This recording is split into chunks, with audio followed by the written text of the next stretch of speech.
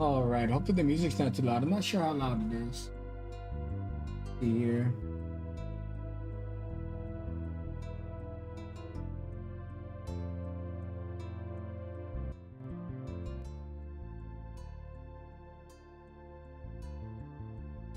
All right, I lowered the music a bit. When this pop in, let me know if it's too loud or not.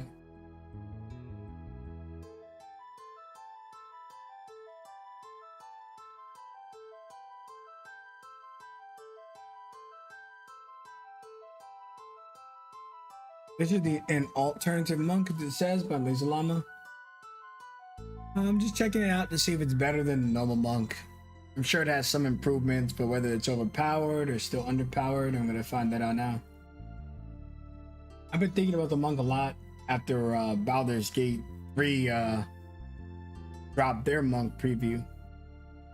They said they had to make a lot of house rules and homebrew changes, etc., to make the class compared to the others. Now, this isn't probably this isn't inspired by that because this came out before that. But it made me start wanting to make my own monk class. Then I thought, all the complaints about monks, someone has had to already done it. So I looked at a bunch of homebrew options at a glance. Also read like reviews on them, and a lot of people seem to like Laserllama's version, so I'm gonna check it out. But when it comes to social media and stuff, a lot of times it could also be how popular a person is. I'm not sure how popular Laserllama is, but if he's real popular, then the reviews might not be as useful.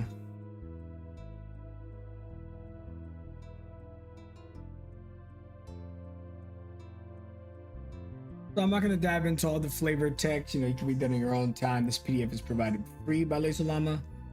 You can find it on his Patreon. You can find it on various Reddits.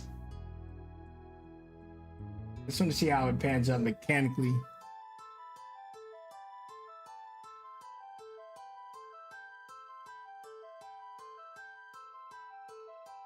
Okay, so off the bat, this is the chart every class gets.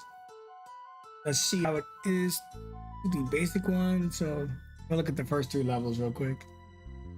Martial arts, unarmed, ki, flare blows, unarmed movement, and this is the official 5e one. The chart, here we go. Defense, dice, chi, movement, tradition, deflect missiles. Oh, we don't have deflect missiles.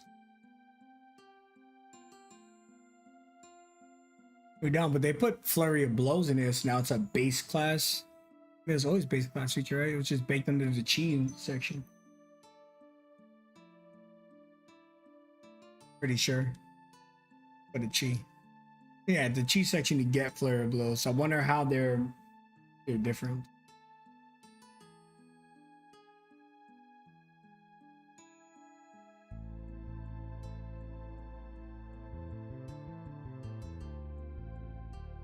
Well, I guess we'll see in the review. I just wanted to see if it was like going to be completely different, or I guess it's going to be mostly the same with some improvements, hopefully. For the alternative monk. Oh, so it's a D10 class now. Pretty strong. I know a lot of people hate him the D8, but I think the D8 is fine if the mechanics can support it. Like a reliable way to heal, so then akin to second wind. Basic skills, maybe even against attacks. So we'll have to see. But a D10 already is a huge buff, even though it pans out to like 1 hit point a level. How many times have you told your DM, wow, I got exactly 1 hit point? With the monk with a D8, you would have exactly 0.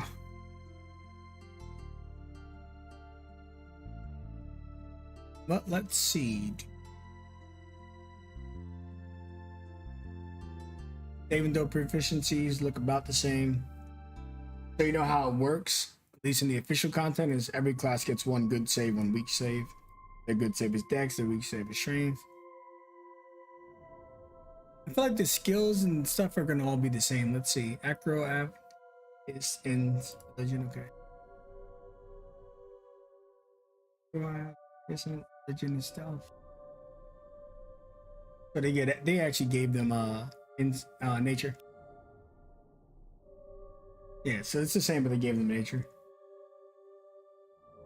Equipment doesn't really matter too much. All basic stuff. All right, so martial arts. You hone your body into weapon, master many styles of martial arts. Purpose of your monk abilities: martial arts attacks, unarmed strikes, and the attacks with them, and lack heavier special. So all that's the same so far. No heavy armor, no shield, no heavy weapons.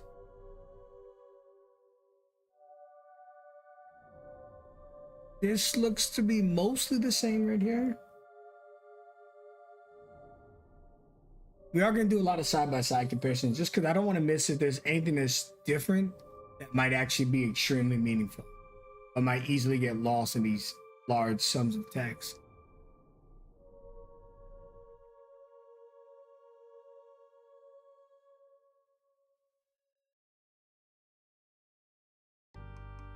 Okay, they look mostly the same, but this is 3 bullets, the other one has 4, so there might be something different in there. Also, they start with D6 unarmed strike. That's big because they'll progress sooner. If you usually end a campaign with a D8 or a D10, you might actually end this one with D12.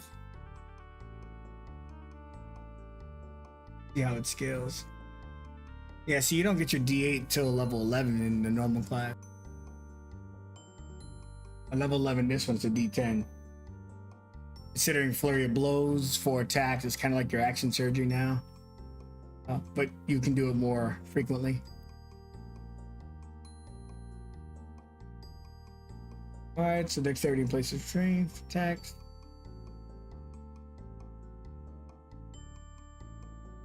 Wow, you can use your dexterity for your athletics. So it's still athletic, so you probably want to pick up the skill. You won't be able to use acrobatics, for example. But if you do an athletics check, you can just straight up use dexterity. And that's same for shoving. So you can now grapple people by, I don't know, swinging around their body and locking your legs around their neck and arm. You can shove people, probably moving so fast, push them off balance. But that's pretty cool. I like that. I think for some readers, they might have like preferred to just see acrobatics replace it. But I think from a balance standpoint, it's good because it also means that you need to still commit to the athletic skill, which usually you probably want acrobatics. But now you gotta pick up both. Alright, so we already know this replaces your die, your damage with the monk. When you take the attack action on your turn and make them a monk strike, oh man, martial arts strike, the bonus action, okay, same thing. Okay, so all they did was do the athletics dexterity option, which I think is pretty cool. There's no way the monk already had that. No, they don't. Some styles of martial arts use exotic weapons that it has to be new as well. And Jaku Kamasai. All right, the armored defense looks to be the exact same. Yeah, I don't think they could ever use shields.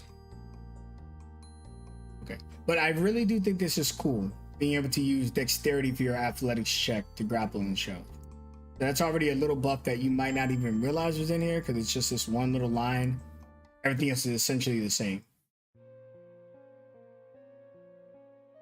You know, pair that with the D10 hit dice, and these guys are going to be able to survive in melee a lot more reliably. All right, so unarmed defense, same. All right, so here's where we're going to probably have some big differences. Your key, how it works. So let me see how the key normally works. I'm pretty sure you only get your monk's level worth key, which is never enough. All right, let's see here. Your monk table determines it. Okay, so the table determines it. Yeah, but it's literally just your level. If you look at the key points and your levels, they're always the same.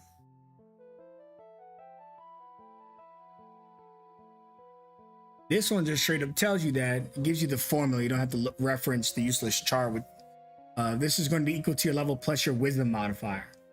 Your wisdom modifier is going to affect all your saving throw DCs. So you're going to at least have +3 there maybe. Because you want con and dexterity because they're a mad class.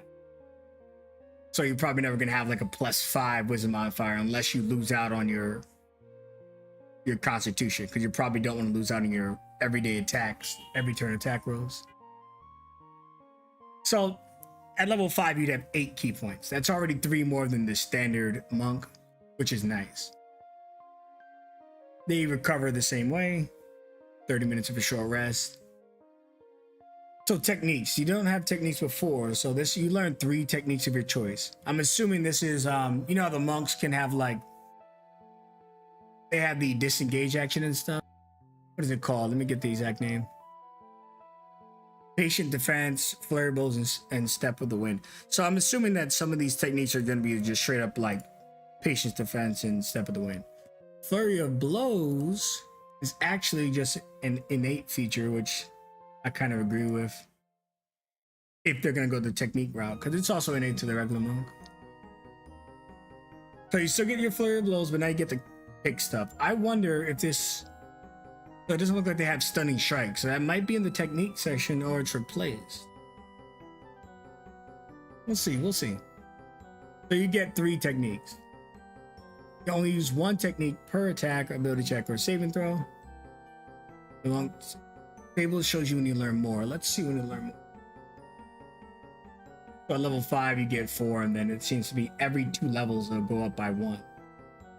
It starts off 3 levels and then it goes up every 2 levels.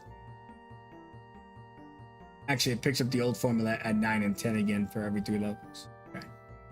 So 5 is a really big level for most games. 5 is where the power turns on. You're going to have 4 techniques. Your monk die is going to be a D8. Traditionally, it's a D6 at this point. So that's pretty nice, because the monk die start at D4, but this class is D6.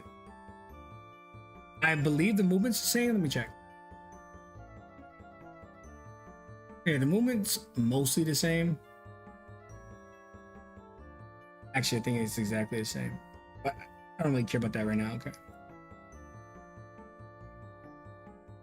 All right, flurry of blows, chi point, 2 unarmed strikes, bonus action. So that's the same. It's separate from your techniques. Movement, same. Monastic tradition is your subclass.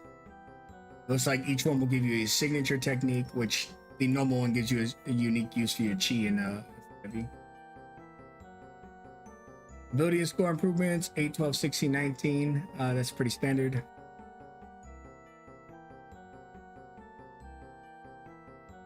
Extra attack, okay. So on a normal turn, once you hit level 5, you'll be able to do 2 attacks, bonus action, 1 more, or 2 attacks, bonus action, flurry of blows for 2 more. 6, you get the magical strikes, nothing different. 7, evasion, nothing different.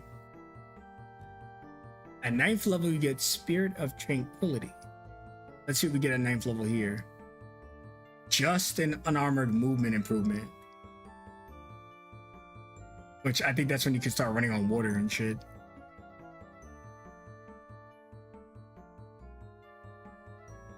No, it doesn't. What? It's lame. Let's see what unarmored movement says specifically. Okay, yeah, so you can go up surfaces and water, which is cool. I actually really like this, but didn't feel too, the monk kit in general didn't feel too awesome. And I honestly, even though it's still 9th level in the alternative monk, I wouldn't mind seeing this a lot sooner. Like, maybe it's too much, but throwing it right on level 6 with your magical strikes. It's nice to get the magical strikes. You have less to worry about, but it's also not that cool, not that fun. Give me magical strikes and let me run up walls and water. Maybe level 6 is too soon. But I mean, at this point in the game, your wizards are teleporting and flying. You running on the top of water or up walls is not going to break the game if it's done sooner. Yeah, and it's also, you don't fall while moving, so you can't just like run up on the wall and just end your turn on the ceiling, you know? You're gonna fall. So I kind of wish that was better. But at level 9 here, we're getting this instead. Draw upon your spiritual vitality to bolster your physical and mental defenses. When you're forced to make a saving throw, you can add 1 key point to add your wisdom modifier to the result of your roll. That's actually pretty crazy. So let's assume you've got a +3. Because unless you're focusing this, I don't think you have a 4 or 5. So if you already have to make a wisdom saving throw, you know, this doesn't specify like the save. It means you can literally add twice your wisdom modifier. Kind of like expertise, except doesn't rely on the proficiency bonus. So if you've got,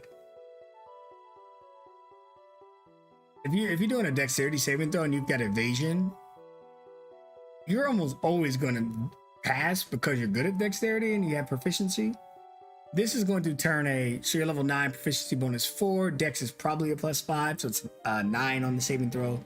You can literally have a +12 dexterity saving throw. Pair that with evasion and you are never going to be concerned about dexterity saves again, unless you roll extremely bad.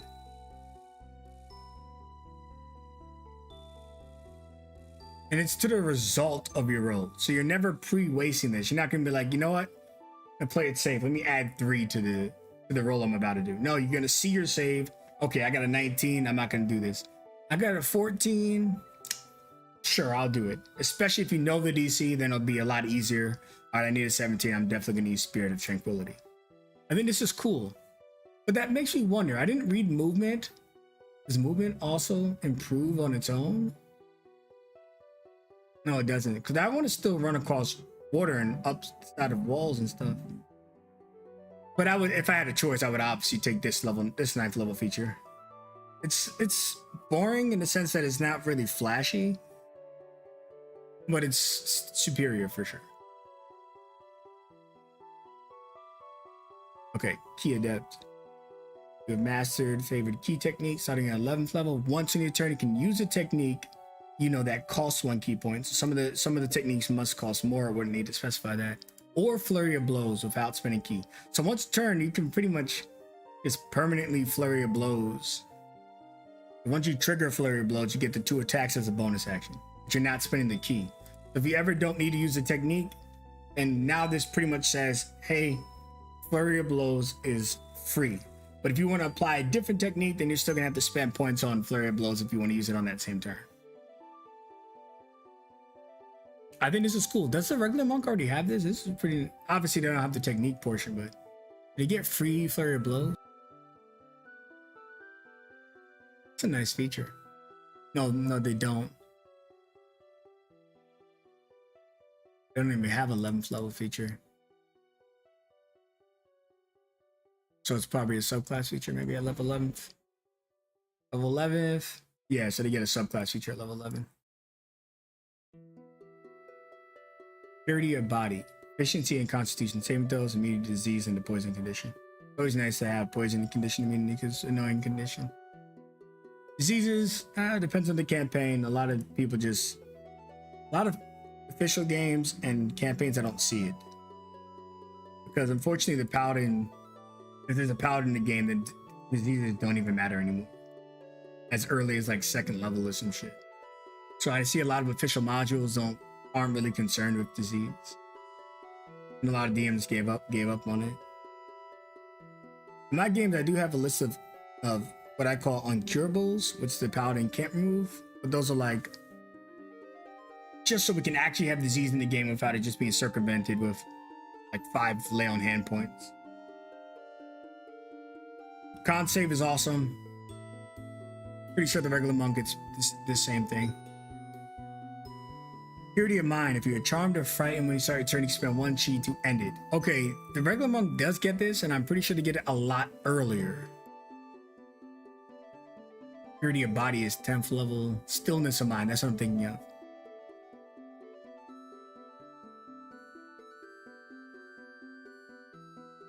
Where you at stillness of mind? There you go. So yeah, use your action and charmed and frightened. way earlier. But this is, you're obviously getting some really powerful stuff too, like the Spirit of Tranquility. And I haven't seen the techniques. The techniques may be bonkers, they may be balanced. We'll see. Now this uses a key point, but you know why it's kind of better? Because you do have more key points, but it's also kind of tough because you got to spend the key points, so you're losing the extra key points, which based on the techniques you might be using more frequently. But here's the thing, the other one, Stillness of Mind, requires you to commit your action to ending these conditions. This can just trigger at the start of your turn. You can just boom, chi point, you're cleansed.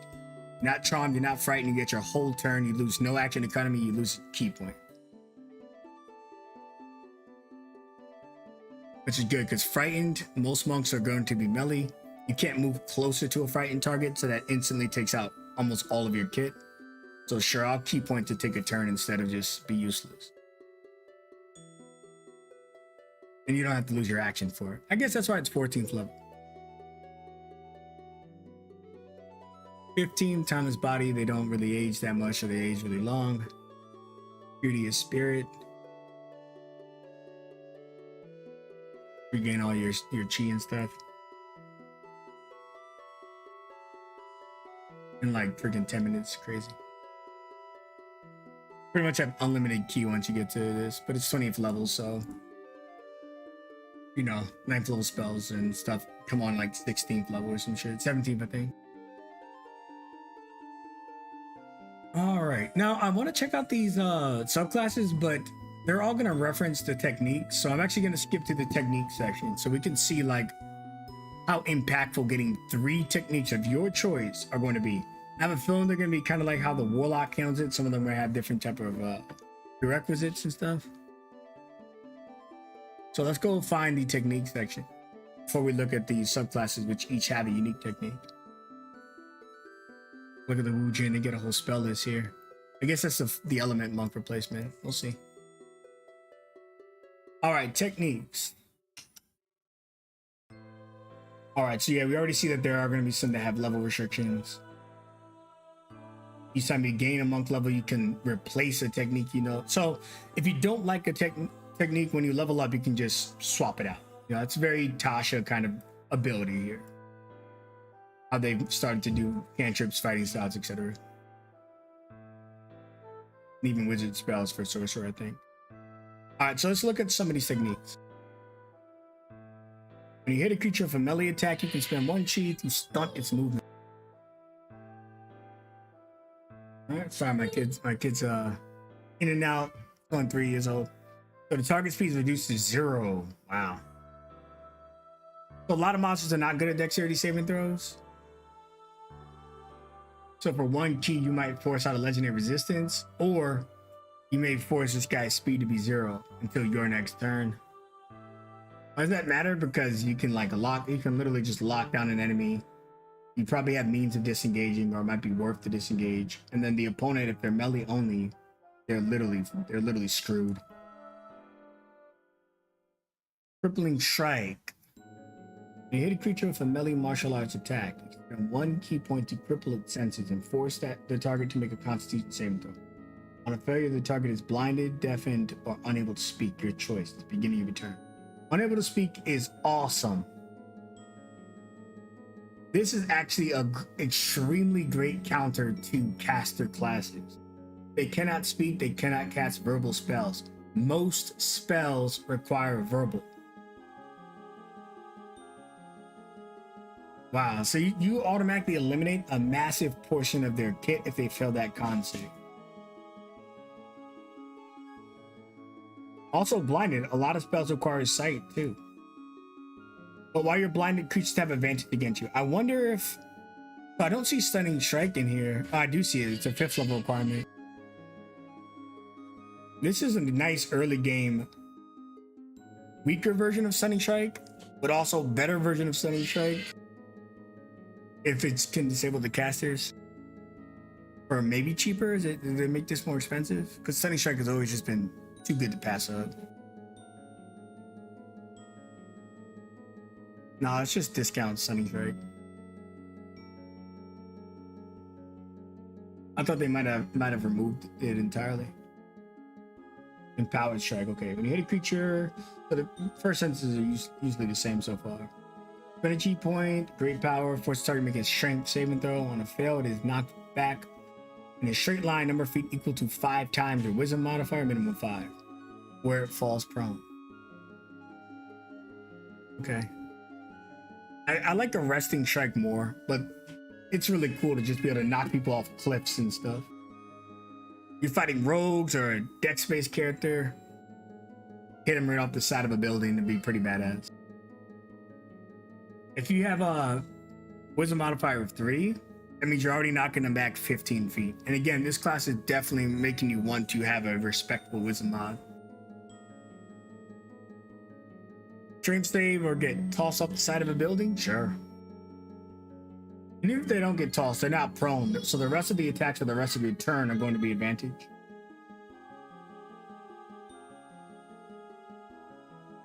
And also crowd control's just nice.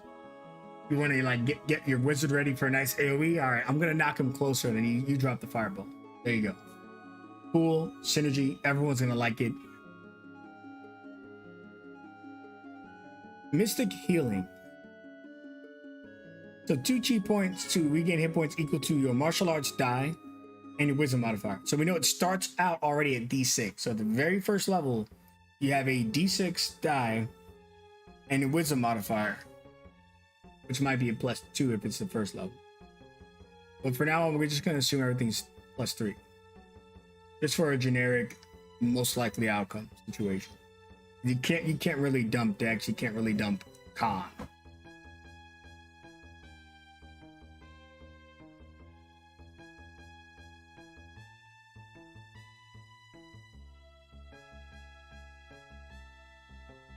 Sorry, my daughter is asking me a question.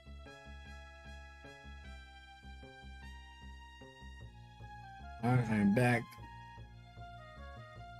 It's cool, it's a good heal. I don't know if you pick it up early game because you also have a D10 hit dice, so that already eliminates a lot of the monk's problems with them being glass cannons. So I'm not sure you need this early game. But once your martial arts die becomes a D10, this is pretty much the equivalent of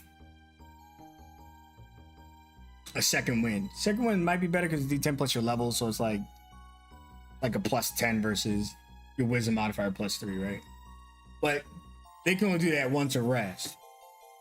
By the time you get a D10 martial arts die, you can use this ability like 6-7 times. So that's crazy.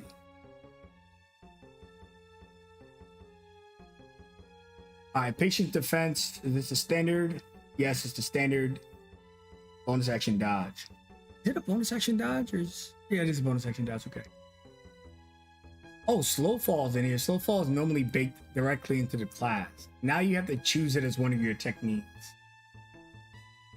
This is more like battle mastery. I've always liked slow fall. I don't know if people are going to pass up some of these other options for slow fall. It'd be kind of funny to herald in a new era of monks falling and being afraid again.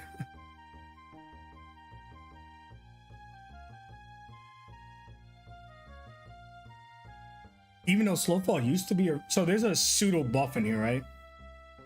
Which is why the details are important. I'm pretty sure slow fall used to be a reaction. This is just permanently on. This is now a passive skill. So it's interesting that the techniques don't all actually use your key. Once you decide to learn slow fall until you replace it, this is just permanently on. Now the original slow fall wasn't a key technique, so that's why I'm bringing it up. Obviously you're like, well, the original one didn't use key, but I think it used your reaction, which is very important. I could be wrong. We're gonna find the hell out right now. Slow fall. Reaction. So you took an opportunity attack on that turn, or maybe your other key techniques have reactionary features. Sorry, you cannot use slow fall if someone knocks you off a 100-foot cliff. A lot of players forget it's a reaction, but any skilled DM or rules lawyers will always be like, well, bro, you don't have a reaction. So the incentive to picking up this slow fall, which you can get as early as level 1 versus picking up at a 4th level alongside your ability score improvement, is that it's not a reaction. Step of the wind, yada yada yada. Dash, disengage, and doubling jump range. Correct. Same. Wait a second. Hold up. No. No.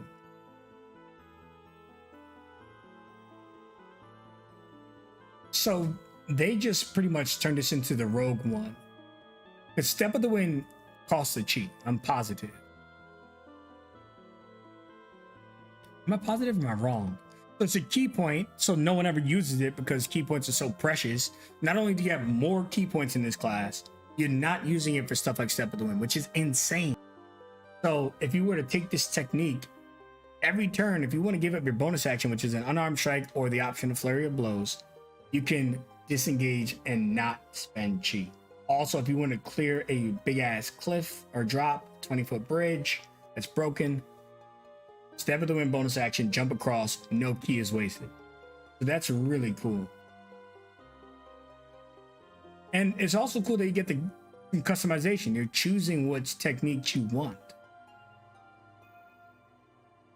I really like this alternative monk so far. I'll have to see the subclasses. That will make it a breaker for me. Subclasses are usually where all the bonkers abilities are hidden based on the subclass.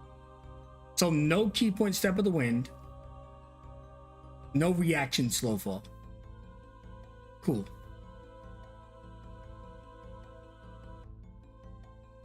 Pair this with the ability to reduce an enemy movement to 0. So you hit them to 0, then you run away with your 50 or 40 movement speed as a bonus action by disengaging. And that opponent, if they're melee, has 0 options of harming the monk again until the conditions are removed. Wow. Deflect missiles. Damn, so they're just taking all the monk stuff that clogged up some of the levels and throwing it into the technique section, which allows them to then introduce new features at those levels without saying, hey, you really like the 5e monk? Well, you can kind of still build the 5e monk, except better, since a lot of this stuff has been changed to be better. So you want deflect missiles, which I don't know about you. I've run thousands of D&D games. I know you may think that's an exaggeration. That's bullshit. That is not bullshit. That is the truth. I've run thousands of D&D games. In fact, I do it as a full-time work, a job. Every single week I run about 4 games. I've been doing that for many years now. So yeah. So bring me back to my point. How often have you seen in your games the use of deflect missiles? And I will tell you that it is extremely rare. Either the character forgets, or you're not dealing with a lot of creatures that use arrows. Having the ability to get something else besides deflect missiles is nice. But if you really love this feature, pick it up, sure. Remember, if you level up at 6th level, you can already just be like, I didn't use deflect missiles at all. I'd rather have one of these other really cool, awesome techniques instead. So it's cool having the choice of choosing your monk techniques. So if it was me, I probably wouldn't pick up deflect missiles, because as cool as it is when it happens, I see it used like once every 4 or 5 months. All right, so let's continue looking at the techniques the monk gets. So you start out with 3, be mindful of, but as soon as 5th level, you already have a 4th technique. And each time you level up, you can replace one. Gently touch? Rolled off the tongue weird. In place of an attack, you can expend a chi and touch a creature, manipulating its chi to put it to sleep. Roll your martial arts die 5 times. So of course, using the die function is scales. At 5th level, your monk die is a D8, I believe. Yeah, because this monk starts with a D6 instead of a D4. So you have a D8, so 5D8 at 5th level. If the target's remaining hit points are less or equal to the roll, it instantly falls unconscious for 10 minutes. It's a long ass time. It wakes up if it takes damage or another creature uses an action. So it's single target sleep spell. single target hypnotic pattern, but it's a single key point. You can expend additional key points up to your wisdom modifier to empower this technique, rolling more dice. Wow. So this thing is gonna actually, unlike hypnotic pattern and sleep, this is gonna scale really great. Because at 9th and 10th level, you have a D10 hit die, so it's already a 5d10, and then you can boost this up to maybe an 8d10, and there's no save. It's just a hit point condition, like sleep is. So this is pretty cool. My thing is any of this stuff going to be better than the stunning strike I'm going to read soon? Because the problem with 5e monk and making it too strong, stunning strike is either overpowered or useless. You use stunning strike successfully, it's overpowered. You fail to use stunning strike, you just do it again on your next attack. You spam it, which is why a lot of people don't use their key, because it's not really key, it's the stunning strike tax, right? So we'll see. I feel like this is still going to be an auto add, because it looks like it might just be the same exact thing. All right, seeking strike. Your spirit will guide your strikes when your body fails. When you miss with an attack, spend a key point to re-roll the attack. You must use the new result. It's like indomitable for attacks with the last clause. So cool, you miss an attack, this gives you a chance to do it again. It also opens up the chance to apply other techniques, I suppose. Flowing strike. When you hit a creature with a melee martial arts attack, you can spend 1 key point to interrupt the flow of its ki. Force the target to make a charisma saving throw. On a failed save, the creature suffers the effects of the slow spell. Wow. But it's only until the start of your next turn. Slow spell means that there's a large chance your opponent's going to attack an ally or do absolutely nothing, with a single chance to take a normal turn. It does not require concentration. For 1 key point, that's a pretty good deal, and a lot of creatures will not have good charisma saving throws. That goes for PCs and NPCs alike. Charisma and intelligence, rarely good on monsters. Stunning strike, same exact thing. Oh, they're stunned to the beginning of your next turn. I think the other one's the end of your next turn. Let's go check that out. Are we stunned to the end of your next turn? That's important. That means at the start of your next turn, you know, you don't have advantage against this creature anymore. They're no longer stunned. It's still extremely powerful because it's a whole round of a creature being stunned, but yeah. This actually now mostly benefits your allies and not you. Unless you get them on your first attack. That's cool. What the hell am I listening to? I guess the YouTube video changed. At 9th level, you have the option of taking Aura Sight. So I thought they were going to be ABC ordered because that's how they do it in 5e official, but it looks like they have all the regular stuff ABC order, and then the prerequisites kind of reset. Now that we're leaving the 5th level prerequisites, we're getting up to the 9th level prerequisites where the ABC order continues again. Formatting wise, it's annoying, but I get why they did it. So you don't start the list looking at something you can't have, but I still would have preferred if it was ABC order because that's how the official material does. All right, Aura Sight. You can reach out to your chi, sense it to sense around you. It's Blindsight 20 feet. Okay, so you get Blindsight 20 feet. Within that range, you can see anything that isn't behind total cover, even if you are blinded or in darkness. That's standard Blindsight. Visible creature, standard Blindsight. As you gain levels in this class, the range of this Blindsight increases 30 and 60. Okay, notice something here, folks. This does not use a key point. So if you pick up this technique for your monk, which by 9th level, I believe you have 5 techniques, you know, then you just permanently have Blindsight. That's pretty cool. And it'll scale if you decide to hold on to it. They drop darkness on your monk, you don't give a damn. You're gonna run into that darkness and you got advantage. All right, my son is running by. Hopefully he's not too loud. This is cool. I like that some of these techniques are just passive features. Heavenly Step. You can move along vertical surfaces, liquids, upside down, or ceilings during your movement. Okay, so this is the normal monk technique you got at level When'd you get it? Oh, when you got your movement improvement, right? Yeah, at 9th level, you can move on water and stuff and walls. You end your movement on those surfaces, you can use a chi point to remain. So if you don't know the original one, you can only do this while you're moving. So if you end your turn and you're on upside down on the ceiling, you're gonna fall. If you end your turn and standing on water, you're gonna fall into it.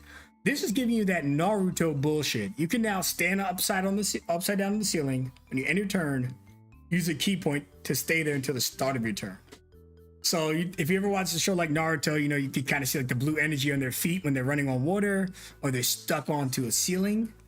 That is really cool. That is really cool. You don't have to use that portion. You can just gain this benefit, the normal benefit, but this is giving you an improvement option. And this class has more ki than the normal monk. By 9th level, you have 13 ki because it's your level plus your wisdom modifier. So let's say 12. Okay. Indomitable spirit. Augment your physical abilities with spiritual power. When you make a strength athletics or dexterity athletics check, you can spend 1 ki to add your wisdom modifier to the result. Earlier we clarified that the monk actually can use their dexterity for their athletics now in their unarmed strike section. You can use this technique after you roll before you know that you succeeded. Okay. So your grappling and shoving gets a lot better here. Especially if you want to kind of guarantee you get those grapples and stuff. I thought this was going to be like the fighter indomitable. I was hoping it wasn't. I'm happy to see it's different. I don't like when other classes step too hard on another. That's like all the fighter gets at 9th level is they're indomitable.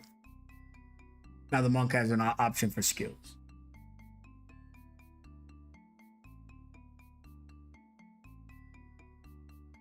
Oh, I cannot answer that, Cthulhu.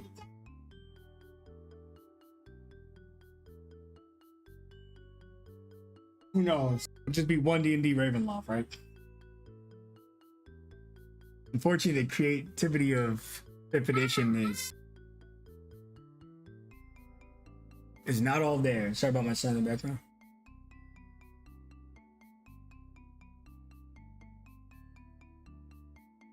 All right. Do you have any other questions, Cthulhu? Drop them.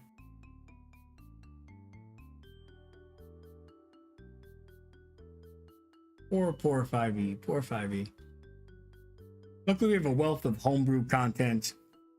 A lot of bad stigma around it, but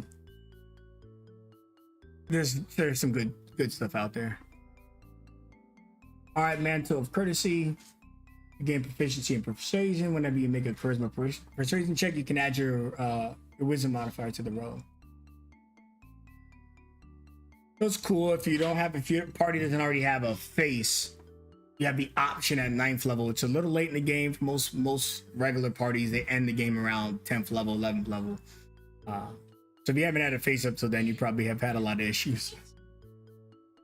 But this does give you an option to be that. And from a roleplay perspective, you may just want this on your character if you want to engage in that kind of stuff more.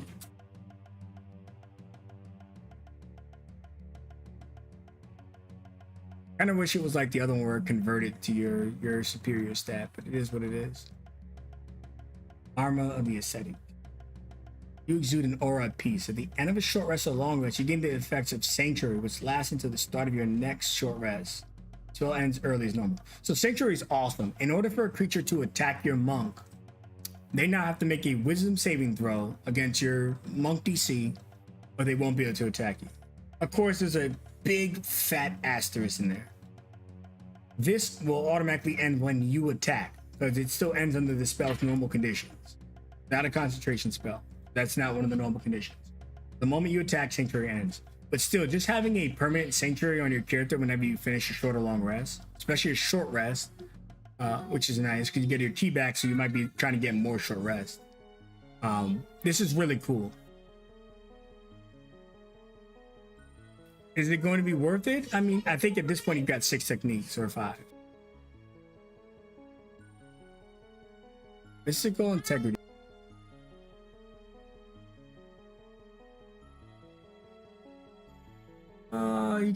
Your sense of self and strength of your will are unshakable. You're immune to any spell effect that would alter your form or force you to teleport unless you wish to be affected.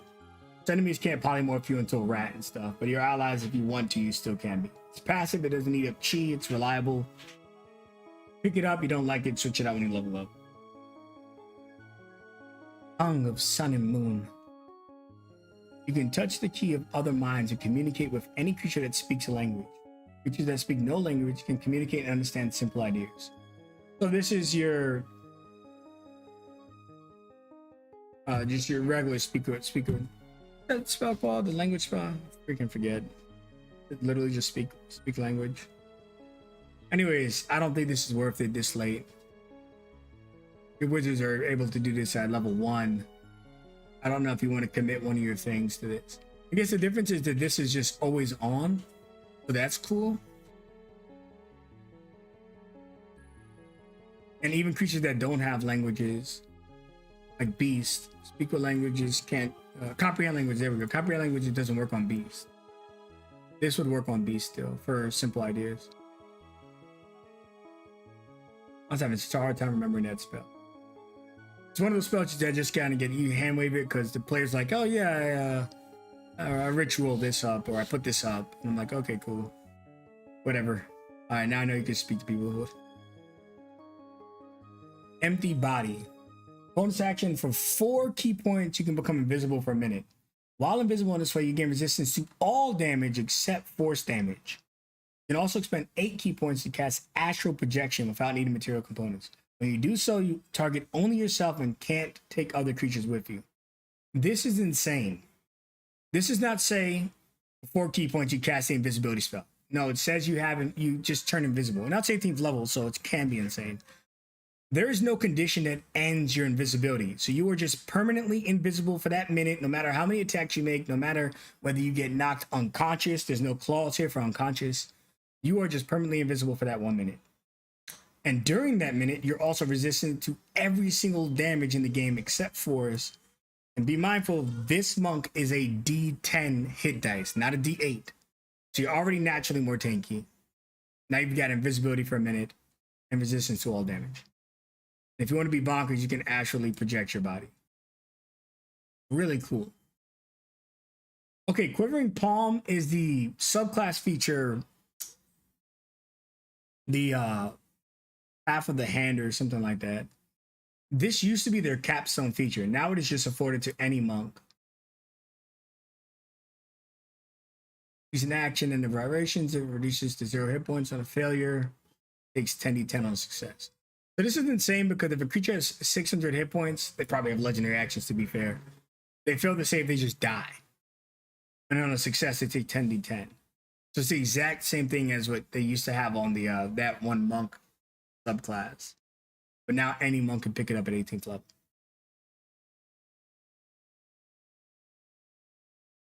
Okay, so this is just expanded traditions. All right, so now we saw that this monk has techniques. So instead of being given patient defense, all that other stuff, you have to choose the techniques. Yeah, you're right, Milk.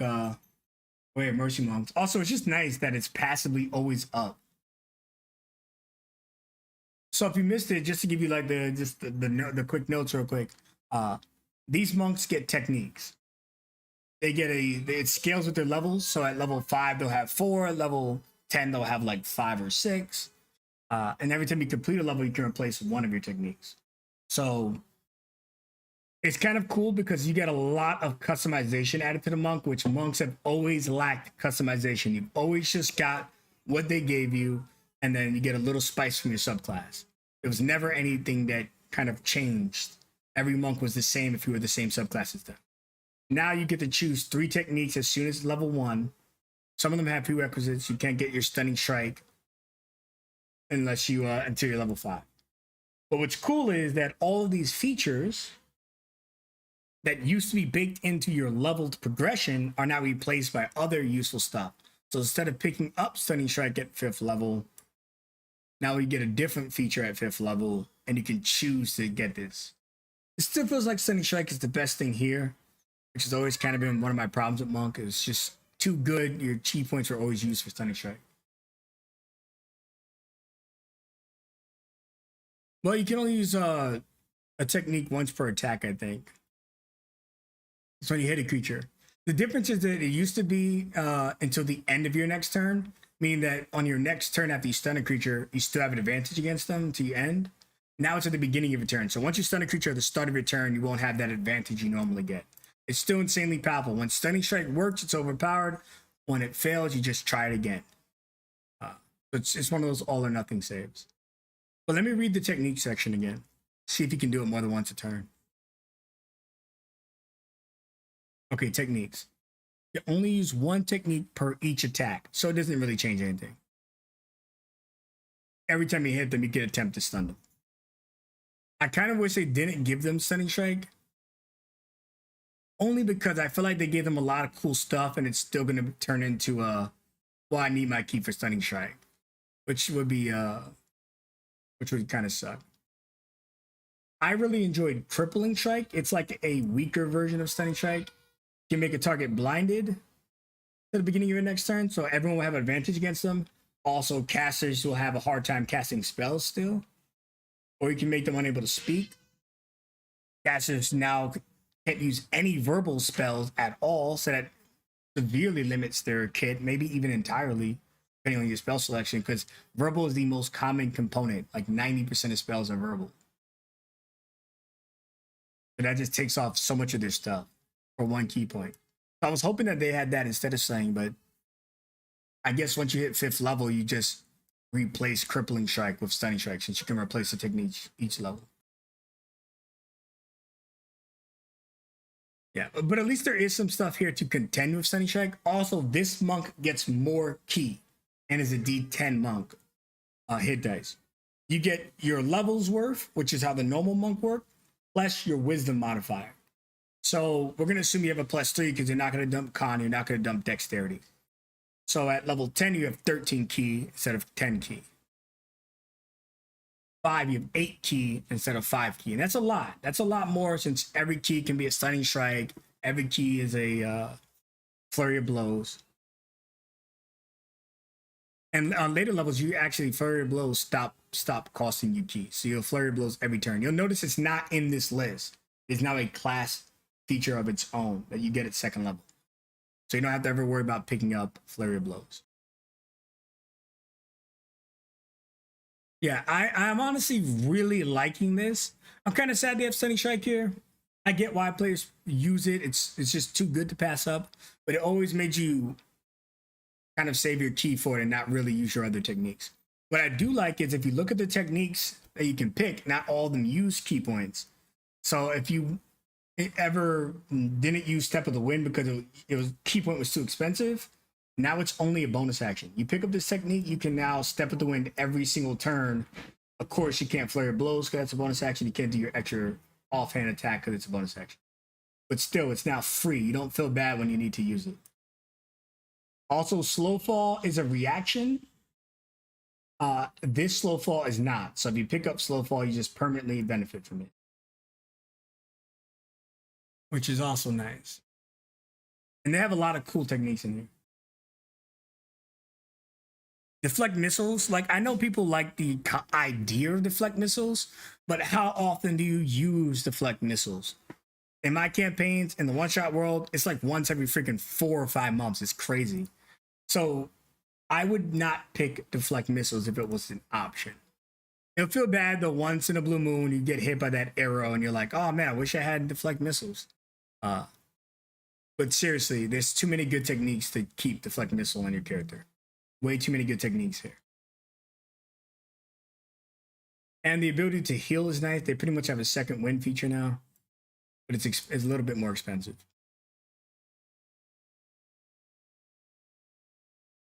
Yeah, and then if you pick up Aura Sight, again, no key, you just now have Blindsight at all times to 20 feet. Picks up one of your techniques. Improves on its own. So you can fight in darkness and all that other bullshit. Okay, so I did not review the subclasses because I wanted to make sure I knew what the techniques did. We did already review the full base class, where you get 1 through 20 without the subclasses, and the progression chart. We know that the monk martial arts die starts at a D6 now, so it is not a D4, which means you're getting higher damage faster. At 5th level, you have a D8. That's the equivalent of a dex-based fighter's rapier, They get 2 attacks unless they action surge. You get 2 attacks each turn and a bonus action attack at 5th level. You also get 2 attacks each turn, and if you flurry of blows for 1 key point, 4 attacks. So pretty much at 5th level, this monk is kind of feels like an action surge. Since before it was like you get more attacks, but the attacks are weaker.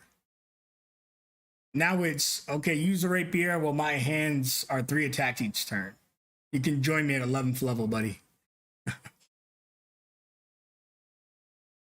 So the movement is the same. The number of techniques is cool. At 5th level, you get 4, and it's 5, 6, 7, etc., etc., etc. PB never changes between classes. And a lot of this is the same. Also, if you like to grapple and shove, as a monk, you can never do it because you suck at it. But baked into your martial arts feature, something very easy to miss because the feature is otherwise truly unchanged. You can now use your dexterity for athletics. It's important to mention you need to pick up the athletic skill. You're not able to just circumvent it by benefiting from your acrobatic skill that you also probably want. But now if you have athletics, and even if you don't, it's just not as good, you can use your dexterity instead. So when you go to that traditionally strength skill, to grapple someone or to shove them, you can use your dexterity, which is awesome.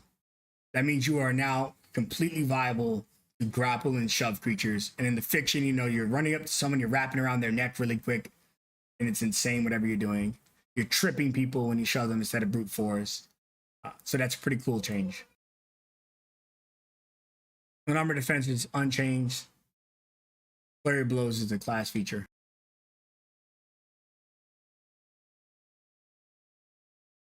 All right, we're gonna go to subclasses now. I've already reviewed the class itself. All the changes are really nice. Okay. So Way of the Open Hand. Oh, so that's what it's called. That used to be that 18th level feature I showed you. That used to be this Capstone feature. So they've obviously got something else. You learn certain techniques at the monk levels noted in the table below, but they do not count against your... Oh, so that's what they're doing. Ah, okay. So it's actually pretty crazy.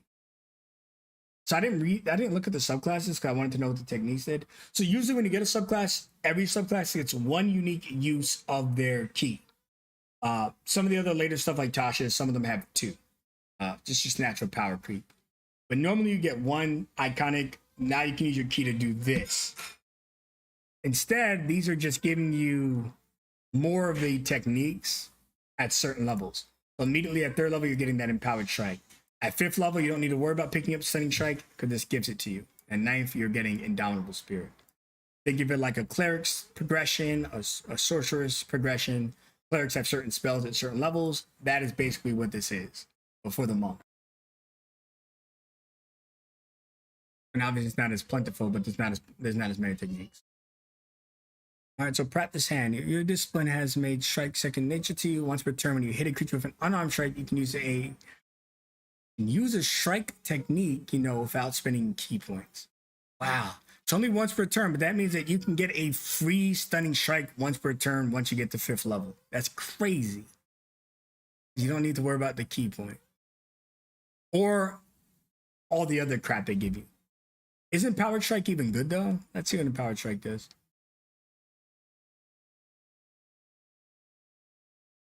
In Powered Strike, you can knock people away.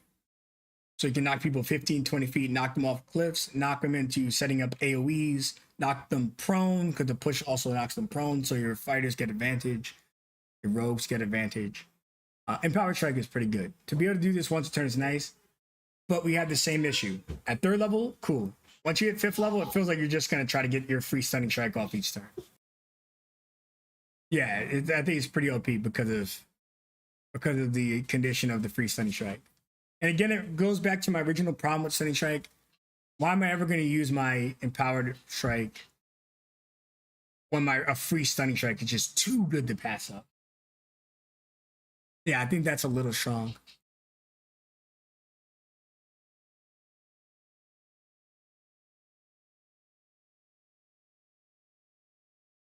All right, where's the subclass? Here it is. Oh, but there's a little bit of a limit, but it's still I still think it's a little powerful. It's very powerful. But I didn't realize there was a limit. I should have read the whole thing first. It also only recharges on a long rest, so even when you get your chi back and stuff, it's not going to recharge. Okay, that bounces it a tiny bit more, but I still think it's just really powerful.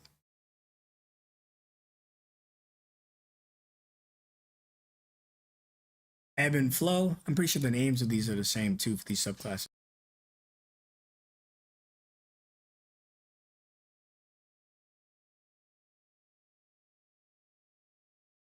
Not the same. A little different. All right, so ebb and flow. You have trained to redirect your enemy's momentum against them. When a creature you see misses you with melee attack, you can use your reaction for one of the following things. Force it to make a dexterity saving throw. On a failed, it's knocked prone and has its speed reduced to 0 to the end of its turn. Any creature that is at least one size larger than you has advantage. Make one unarmed strike against them. Okay, this is crazy. Every single time they hit you, and they miss, it's a reaction. So it's once a turn. You can try to punch them.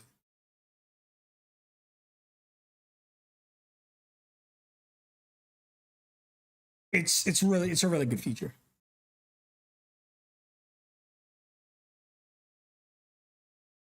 Yeah, it's 3 extra key essentially. Yeah, you're right, Kate. I'm out. Fucking milk. You guys both have food names. I guess yours is a drink name, but whatever. Uh, this is a discount empowered strike. Go to knock people prone and take their movement speed away. I just don't see people doing that unless they think they have a good chance of everyone getting advantage. I think you just take the safe bet and you try to punch them. Which then you might be able to rope into another key feature, which can get a little bonkers. All right, when you score a critical hit with an unarmed strike, the creature is disadvantaged on any saving throw that you force it to make as part of that unarmed strike.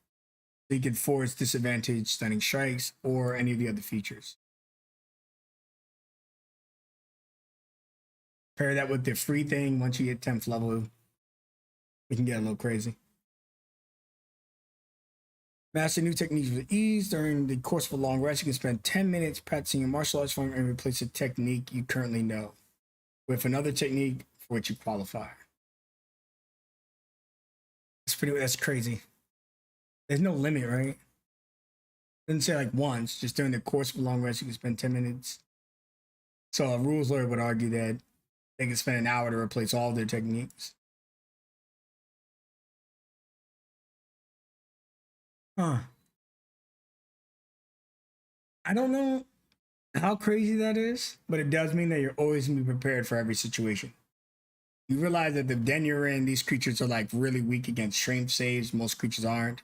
You might just flip out a strength feature in there to fuck them up. I will say, all in all, I do like this monk, and I think that generally it's relatively balanced. Uh, I just wish they dumped Sunny Strike. Unfortunately, I'm going to keep beating that horse because I see a lot of cool stuff that just turned into now my Sunny Strike is better. All right, you've mastered unparalleled martial arts, able to strike with overwhelming force. You gain the benefits below. Whenever you use flurry blows, you can make 3 unarmed attacks instead of 2. That puts you up to 5 attacks a turn for the cost of 1 key. We also know in the base class feature at level 9, you can flurry blows without spending a key point. Or you can do that to get a free technique off a turn.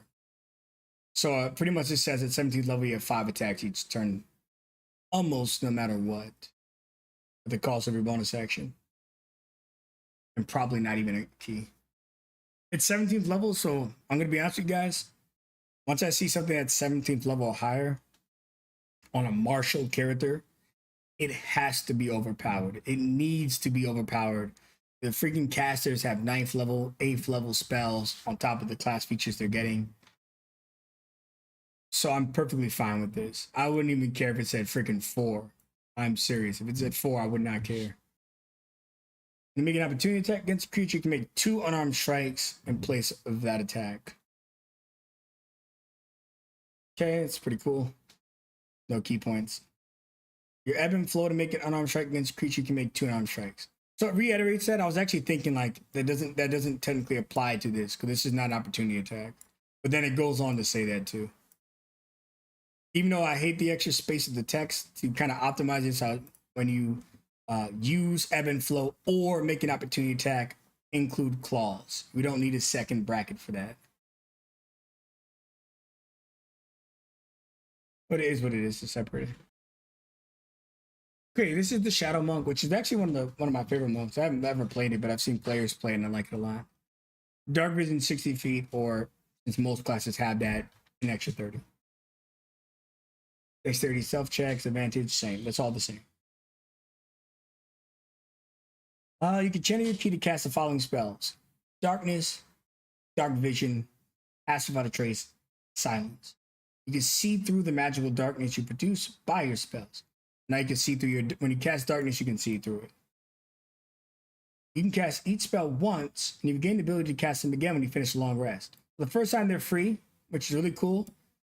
You always just tag the human in your party with dark vision because you know you've got dark vision. You can do that once for free. You don't even care. Pass Without a Trace is insanely strong. Getting that once free as well is crazy. If you have no uses of a spell left, which each of them you can use once, you can spend 2 key points to cast them again. Get into a fight, put darkness on, beat people's ass. So your teammates might complain. But you know what's crazy too? That the silence, a free silence, is wild. Really screw up some casters.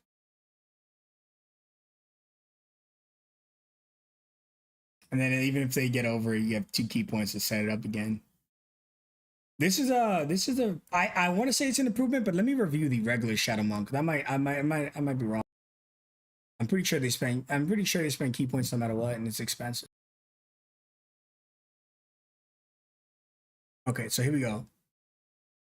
So as an action, you can spend 2 key points to cast these spells. Note that you never get to cast them for free. So right off the bat, you're going to, in order to cast Darkness, Dark Vision, Pass Without a Trace, or Silence, you need 2 key points. So you know what that means? It means you're never going to use this feature to cast Dark Vision. It's never going to be worth it. But on the alternative monks, since you get one for free, you're always going to tag your buddy that doesn't have Dark Vision because there's no risk, there's no cost the first time you do it. So the alternative one is just already better. And since it has more key points, at 3rd level, guess how many key points your monk has? 3.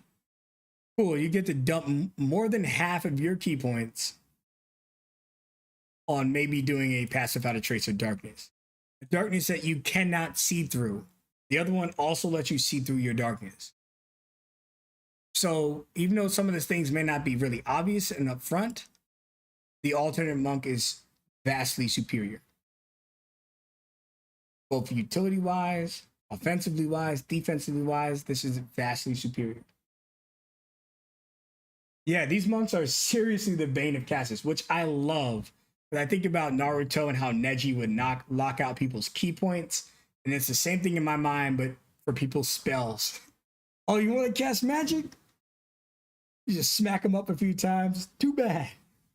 Or you cast your silence. Yeah, this dude is a nightmare. Even with all that considered, I still think that this is appropriate to make the monk strong. I don't know about the freebie. I think the freebie is good for stuff like the dark vision though. Yeah, but yeah, you know it's cool. Usually the caster sees the monk show up and they don't care. They're like, all right, if I can fly, they're screwed. They're not stunning striking me. This one's like, no, we're gonna lock you down before you can cast spells, and then you're not, and then we're gonna stun you. Then we're gonna beat the crap out of you.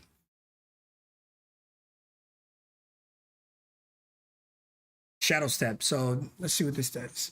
Whenever you're in dim light darkness, you can teleport 60 feet, bonus action. After teleporting, you have advantage on your first attack. for the end of your turn. I'm almost positive this is exactly the same.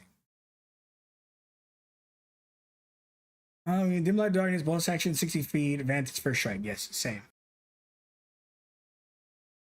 Okay. Which this was always like the reason you picked the Shadow Monk was for this feature. So the fact that it's unchanged is not bad. And it definitely didn't need a buff or anything. And now you're able to make darkness you can see. Because before it was like, if you actually use your class darkness, which is too expensive to use, you couldn't see in it, so you couldn't teleport. Now you can see through your darkness. And since your darkness is on you, you can now teleport up to 60 feet with your darkness spell on you and just literally jump on people, blinding them. Your caster wants to Misty Step away from you. Sorry, buddy. I'm teleporting to you on my turn. You're going to be in darkness, and that spell requires sight. And I'm going to have advantage on all my attacks against you, so hopefully you aren't stunned by the time you take your turn. This is awesome. This fucking monk beats the shit out of casters. They run away, you teleport them, bring your darkness with you, have advantage on all of your attacks. They have to now walk outside of your darkness before they can teleport. You get opportunity attacks, which based on some of your other features, you could probably just stun them again with your advantage opportunity attack. Bro, this is crazy. Now, there are some ways around it that are way more expensive, like Dimension Door, you just have to picture where you're going.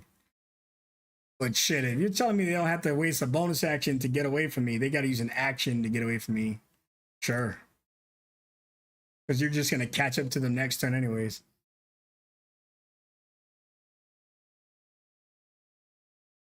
Yeah, they did need a major buff. But honestly, I'd be so terrified to fight this monk as a caster, which I've never said before. You've always kind of worried about sending strike, but you otherwise never cared. They were going to try to punch you, you were going to cast shield, and they were going to miss. And even if they did hit you, you can make that save. Okay, Cloak of Shadows. Merge of Key. You're in dim light or darkness, which you can create yourself later on. You become invisible. You remain invisible. It's nice because it's passive. So this is actually just good outside of combat. Because in combat, if you have your darkness and stuff up, you already pretty much are invisible. But outside of combat, what this means is permanently, like the moment a fight's over, the second you enter a dungeon, all right, I'm gonna use my action to turn invisible. And you're invisible until you attack, cast a spell, and move into bright light, which most dungeons don't have bright light. They have torches, you have to be careful because there's gonna be 20 feet of bright light. And then if your friends have, if your friend needs a torch or the light spell, then you can't get too close to them, or else you have to keep ringing up this action. Now, that is an issue, you may think, but if you're traditionally, most parties have like one or two people that can't see in the dark, usually sometimes none. Now you can just use your free one-a-day dark vision on that guy and be like, hey, bro, put out your light cantrip. Here, I'll just give you dark vision. So the guy that can't see in the dark, you give him dark vision, it's less likely that your teammate is going to have anti-synergy with this feature. Also, when a creature moves into your reach while you're invisible, you can use your reaction to make an opportunity attack. Finally, opportunity attacks only end your invisibility if you hit the target. So this is cool because invisibility is going to end when you attack and stuff. That's just the normal clause. But kind of all ninja style, you can roll up behind someone, smack them, and when they turn around, you're already gone because the opportunity attack won't break your invisibility. I think that's really cool. Unless it hits. I mean, if you miss, then, you know, it breaks. But I think it's nice to have a safety net in there for he misses. They just hear someone, you dodge an attack. By the time you turn around to strike, they're gone.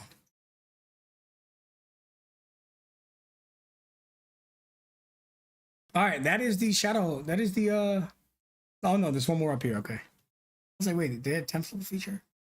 Unrivaled Shadow Arts have unlocked dark key powers. Oh shit, hold on.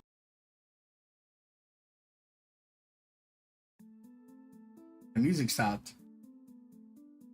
I don't even know if you guys can hear the music. Yeah, can't see how a caster beats this monk ever. Average plus 12 to deck saves at 9th level, evasion for no damage. Yeah, the caster's fucked. And we know the caster chose Fireball because why wouldn't they? Sorry, the monk is immune.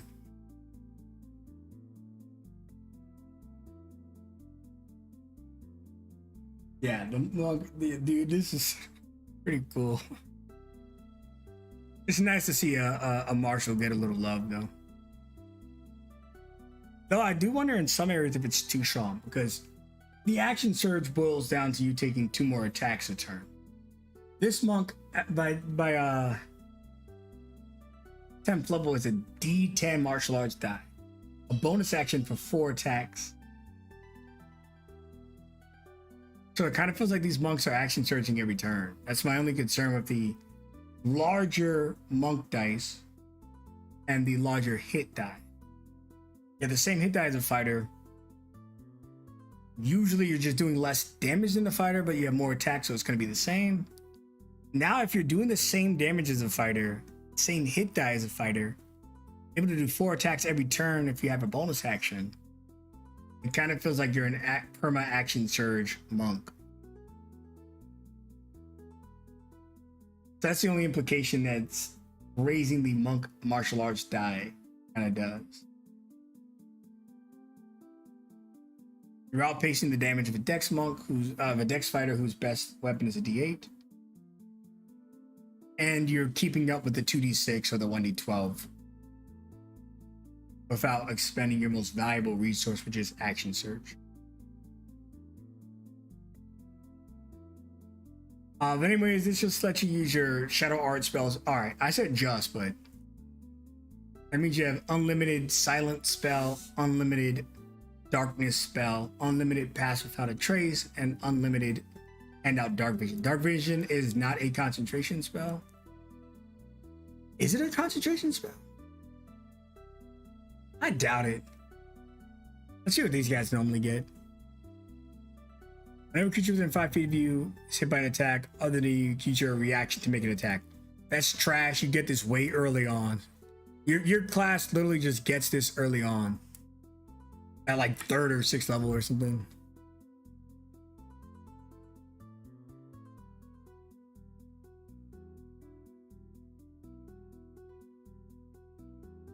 No, it's not concentration, and it's 8 hours. I was pretty sure it wasn't. Dude, this guy at 17th level, your entire party's guaranteed to have dark vision. You just proc it a bunch of times before a fight, 8 hours. And then you have a Shadow Step 120. Your Cloak of Shadows is a bonus action, which is this feature here. So you can turn invisible as a bonus action. You can cast both Greater or Shadow of Moil without expending a spell slot or material opponents. The latter adds damage to your attacks, but you have a shit ton of attacks. Each spell once, you gain to use on long rest or 4 key points. At 17th level, you've got more than 20 key points, or exactly 20. Oof, man, this is powerful.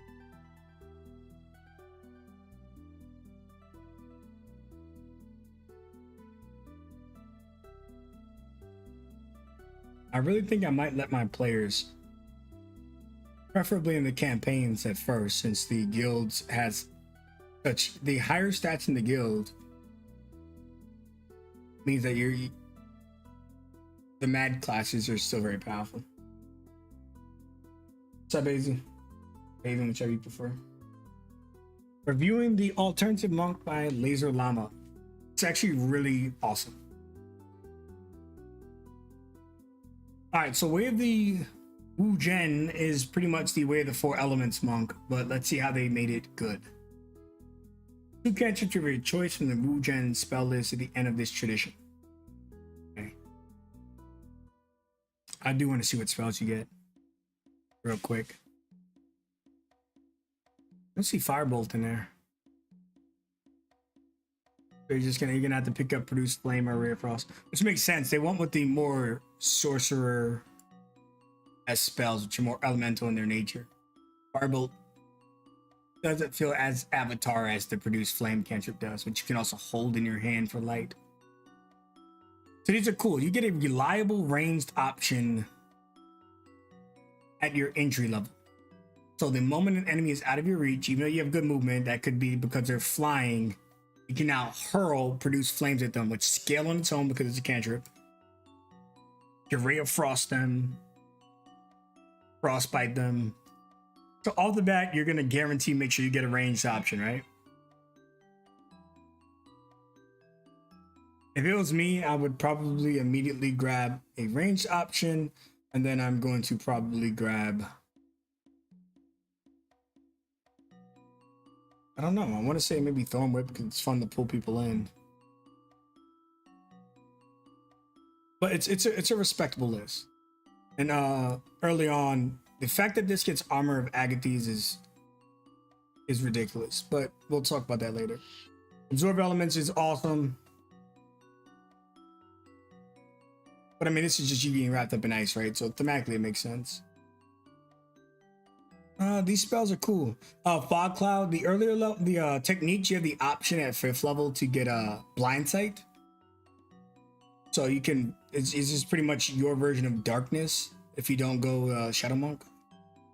It's not as powerful. Hellish Rebuke is pretty strong. I'm doing pretty good. I've been looking for an option for my players to play monks. I have a few people, even in my campaigns now, that do play monks and loves them, but there's always that feeling that something's lacking. And there's always the only using key for Stunning Strike. I'm hoping that this can just open up many more avenues, and in general, make you the frontliner you were always meant to be. That D8 really held you back. Okay, I just want to get a general idea of what kind of spells we're getting, but again, they're all kind of what I expected them to get, except for Armor of Agathys. Okay, so you're getting 2 cantrips of your choice. You learn an additional at 10th and 7th, so you're mostly just gonna have 2 throughout the campaign. The Wugen spellcasting table shows how many spell slots you can have, and the level of those. All these spell slots are the same level. Oh shit, these guys are freaking warlocks. All your spell slots are the same level. They're warlocks now. What the hell? Where's the Wujun table though? Oh, it's right here on the over on this side. So I need to see the level progression. Okay, they're not really warlocks. They're like a half caster version of warlocks. But instead of being a half caster, they're discount warlocks. That's kind of funny. Wow, I never thought of that concept of taking the warlock feature and turning it into the half caster progression. Now it's not exactly that because obviously it's less you don't have as many spells and all that stuff. Yeah, it is pretty interesting, isn't it? And this is supposed to be the replacement for Way of the 4 Elements, so it's pretty cool. So, you know, Zuko or any of them got worked up in the show, they would put their all into a massive explosion. So if you want to RP a Fireburner between your produced flame, your ability to add elemental damage to your strikes, you can straight up get pissed off later on and cast Lightning Bolt and just be straight up Zuko or Azula or whatever. This is really cool. All right, yeah, casting time, other rules. Body becomes spell. Your body is the spellcasting focus. You don't need to provide material components. That'd be busted if they had stuff like Revivify, but they just have elemental spells, so it's fine. You gain all expended Wugen spell slots when you finish a short or long rest. So again, following the Warlock, you are getting your spells back on a short rest.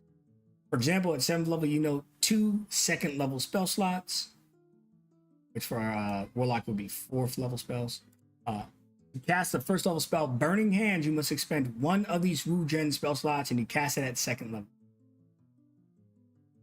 Key casting. You draw upon your key to regain your elemental powers. As a bonus action in your turn, you can expend a number of key points equal to 1 plus your spell slot level to regain 1 of your expended Wugen spell slot. So at in this example with the 7th level, you can spend 3 key points to get back a 2nd level spell slot, which is cool. And in earlier levels, when you're going to be still be 1st level spells only, there'll be 2 key points to get back a spell slot. Yeah, that's badass.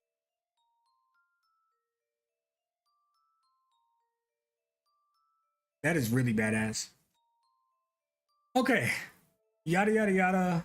All this is gonna say is that you use your monk spellcast, your monk DC, right? Proficiency with them, so we can skip that part.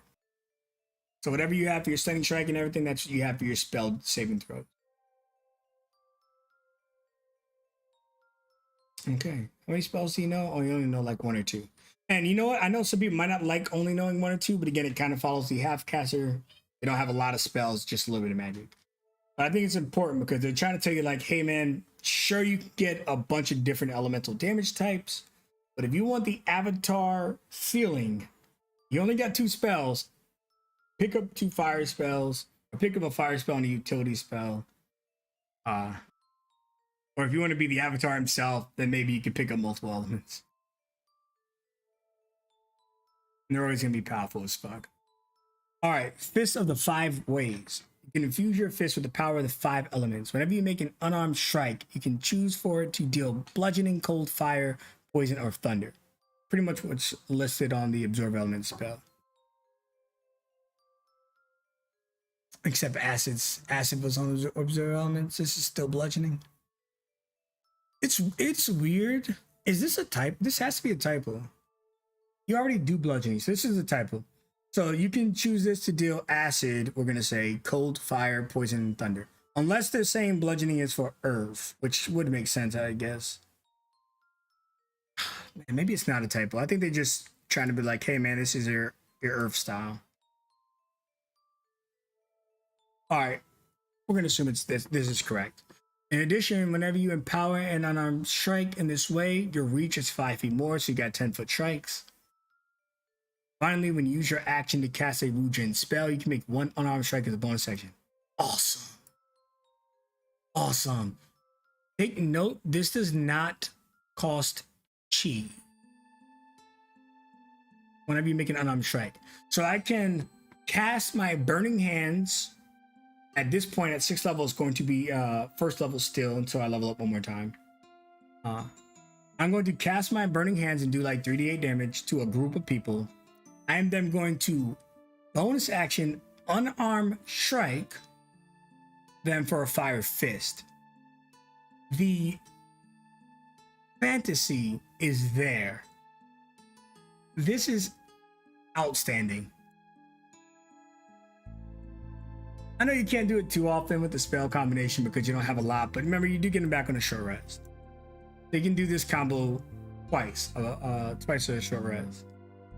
And even when you don't do it, you can permanently do the alter damage types an unlimited number of times, which also grants you the additional 5 feet.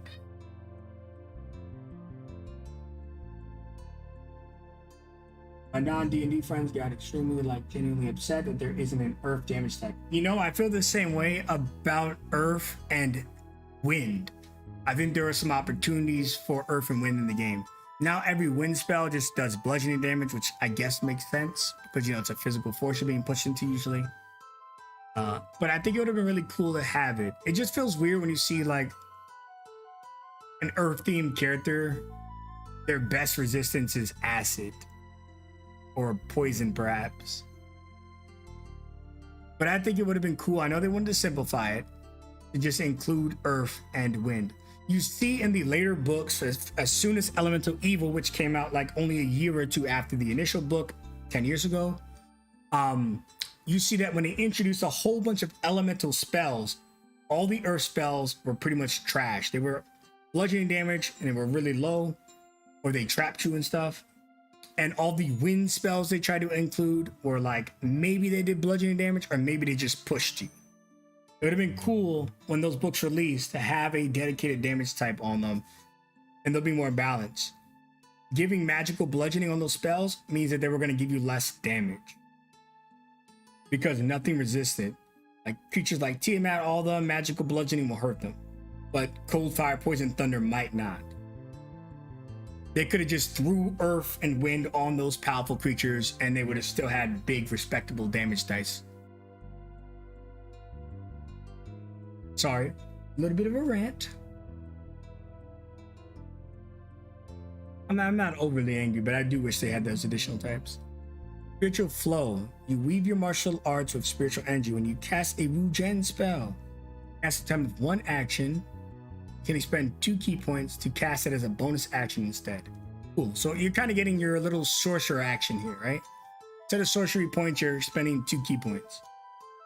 Be mindful, this monk has more key points. You're getting your level plus your wisdom modifier. So it's more likely you'll be able to do this. That means you can bonus action cast your burning hands again, and then with your action, take 2 attacks and also change the damage type and the reach to 10 feet. So there you go.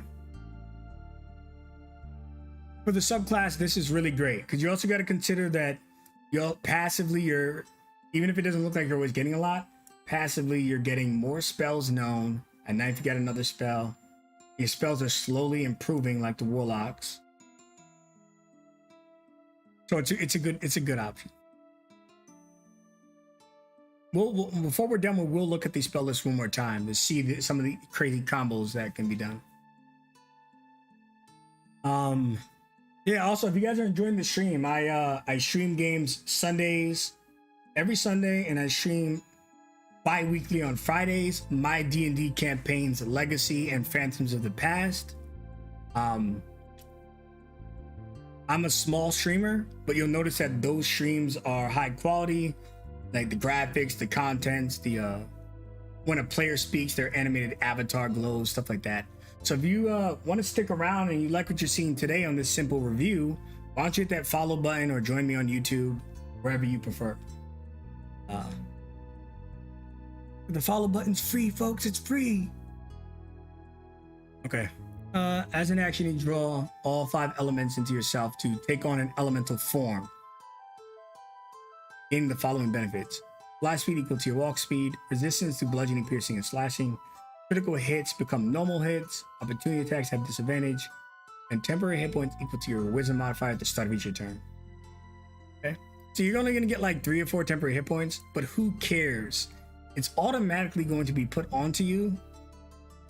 And look at this other stuff. You're immune to critical hits. That's what this means. And if a critical hit is converted to a normal hit, that means that class features or NPC features that say on a critical hit won't trigger. Stuff like the Barbarian's brutal critical says on a critical hit. It converts it to a normal hit. Just like adamantine armor would. It's not like crazy different. It's the same. But it does remove opponents' options if they have additional options on crits. Such as the Vorpal Blade. Stuff like that. You're also getting the Barbarian's resistance and a fly speed. So that's cool. Your elemental form lasts a minute, but it ends early if you're incapacitated or use a bonus action to end it. Once you use this feature, you must finish a long rest before you can do it again. Or you can expend 6 chi points. At the 17th level, you're going to have 20 ki or more. Ki, chi, I'm just going to be flip-flopping between those two. Alright, your name is Cosmic Purge. I would have butchered the crap out of it. Like Cosmai Sheeper. Cosmic Purge, cool. Okay, let's so that's the Way of the 4 Elements, but called the Wu-Gen. It is awesome, it's badass. I would love to play this Way of the 4 Elements. I don't know about the class in general, if I would offer this to my players just yet, but I'm leaning that way. But I would 100% offer this subclass to replace the Way of the 4 Elements. Because there's nothing in here that's going to conflict with the standard 5e1. I love this, guys. So let's see these spells. Absorb Elements is good, but very expensive if you only have 2 or 3 spells. Armor of Agathis can be a bit bonkers. It gives you a lot of temporary hit points. Well, no, because the Warlock is getting like 20, 30. You're only getting like 15 because you're only getting like first, second level.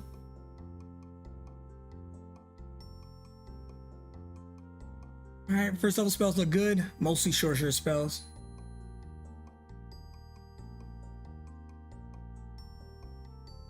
Second level spells. You know, Flame, Dust Devil, Earthbind, Flame Blade. Oh, Flame Blade and a Monk could be good.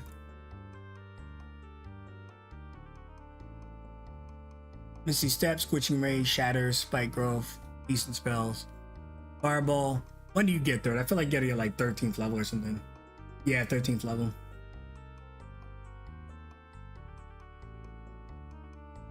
Sure, welcome to the stream, Cosmic. You have fun passing time, you don't forget to hit that follow. Is it follow on Twitch? I mostly do YouTube. I think it's follow. Is it subscribe? No, subscribe's the payment one, I think. Okay. All right, the third level spells look good. You're pretty much, if there's an elemental spell in the game, they threw it on here, which is about right. 4 elements, right? Man, I wish Water Spear was a good spell, but it never gets Sphere. It never gets used. Okay. Oh crap! Do they only have? Oh no, they have the 3 base PHB ones. So that's all the subclasses. Do you guys have any questions about the alternate monk by Laserllama, which anyone can get for free on his Patreon or his or Reddit?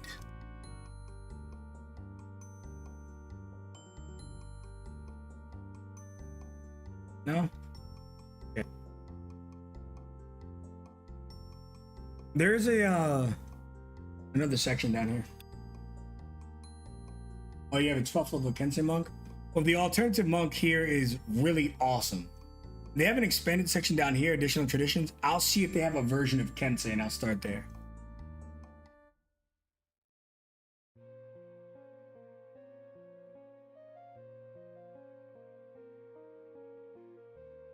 Let's see. Is the Kensei one? Masterful aim, masterful parry. Okay, so you gotta pay attention to the details because you'll miss it, but this looks like this is the Kensei one for them. Which, because it's a Xantar's book, legally they can't call it the same path and have the same text.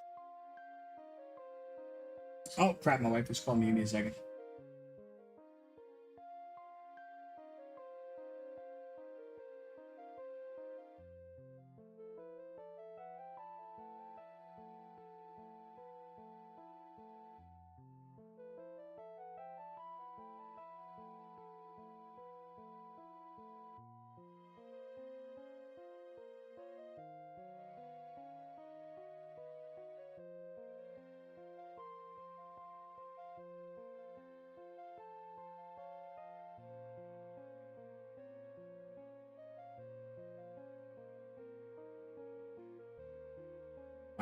My wife is on her way home. And I have to go to the boxing gym in about an hour. I was a big guy for a long time, so I've been trying to lose weight, so I got into boxing. It's been good weight. It's been good weight loss. I lost 30 pounds in the last 6 months. It's like 5 pounds. Yeah, like 5 pounds a month. Which is good because I was like 250, 260, and now I'm down to the 230s.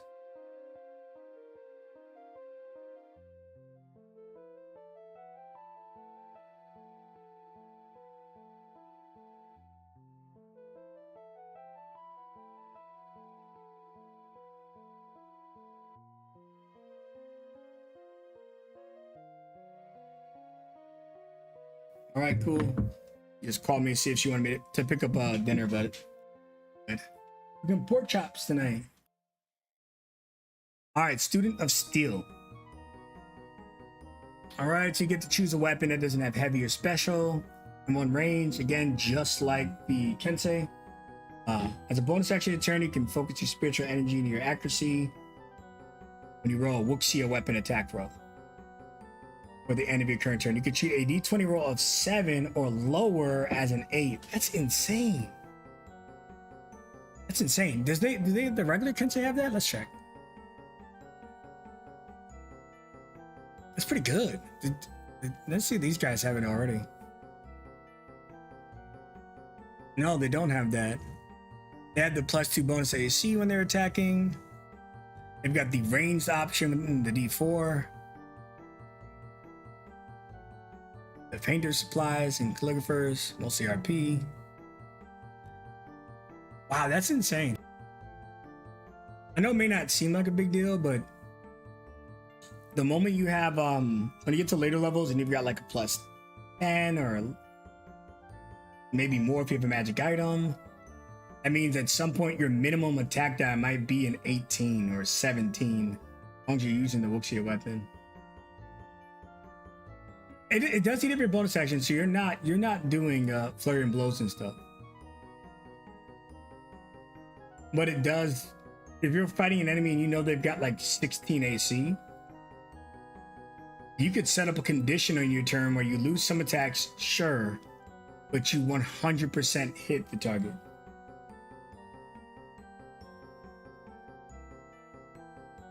It's crazy.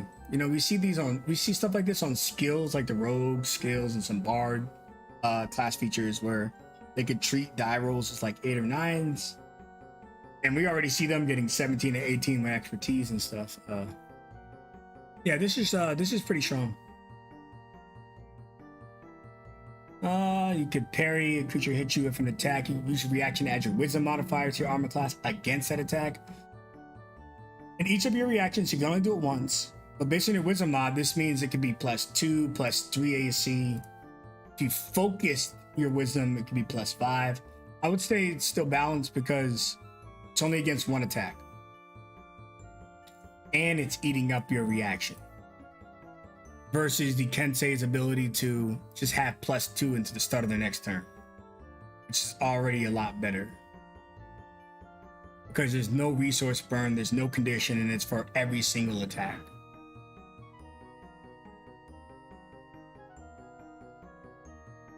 Right. Let's see what we've got here. Key infused weapons. Right. Your Wuxia weapons just get the resistance, immunity stuff bypass. Once per turn when you hit people, you can spend a key point to do additional damage to one roll of your martial arts die. That's pretty much saying I get to crit once a turn because an additional die, you never get to double your modifiers, right? You're pretty much just being able to throw in another D8, D10 once a turn for a key point. And then imagine you crit, right? Because this is when you hit, so kind of like a paladin smite. You can never, if you want to save your key, you can just trigger this when you crit. So pretty much it times 4 your attack on a critical hit.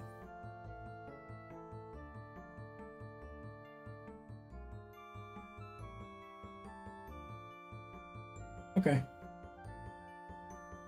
Flurry blows replaces your unarmed strike with Wuxia weapons. So you can do your weapon attacks with flurry blows, which is good because you read flurry blows, it'll only work on your normal monk's weapons or your hands. Spear blade. You can imbue your signature weapon with deadly key. As a bonus action, you can touch one of your weapons and infuse it with 1 to 3 key points, increasing its critical hit range. Okay, so some synergy here. Then he just gives you the example, but it should be self-explanatory. You crit on a 20, now you're critting on a 19 or an 18 or a 17. The crazy thing is it lasts for a minute. Wow. That might be too strong. That's too strong. Does it end when you crit? Wow, yeah, that's too strong, honestly. So you can dump 3 key points into this, right? You know, come off a short rest, get all your resources, you get into your first fight, you dump your 3 key points. Now your crit range is 17 to 20 for that entire battle. You've got flurry of blows, you're doing 4 attacks a turn, your die roll says 17 or 18 on it, you're critting them. You turn into a crit machine with this feature. I think this is too strong. The regular Kensei, there's no way the regular Kensei has it, does it?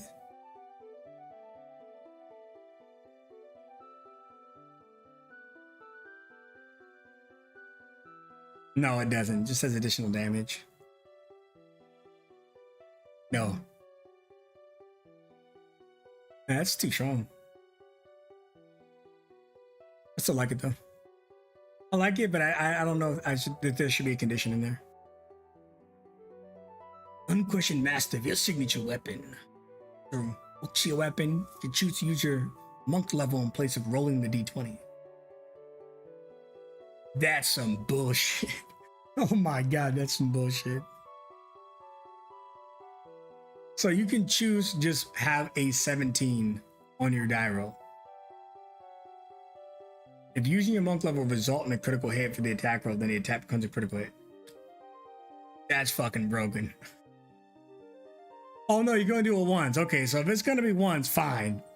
That's fine. Dude, imagine that was not once. You freaking power up your 3 key points. You use this feature and you permanent crit for the rest of the battle because your die result is 17. Plus modifier. Holy fuck. Okay. All right, that's the Kensei monk. I gotta head out of here because my wife is gonna be home soon. I gotta get ready to go boxing. Hope you guys enjoyed this stream. If you did, please hit that follow and catch you next time. See you later.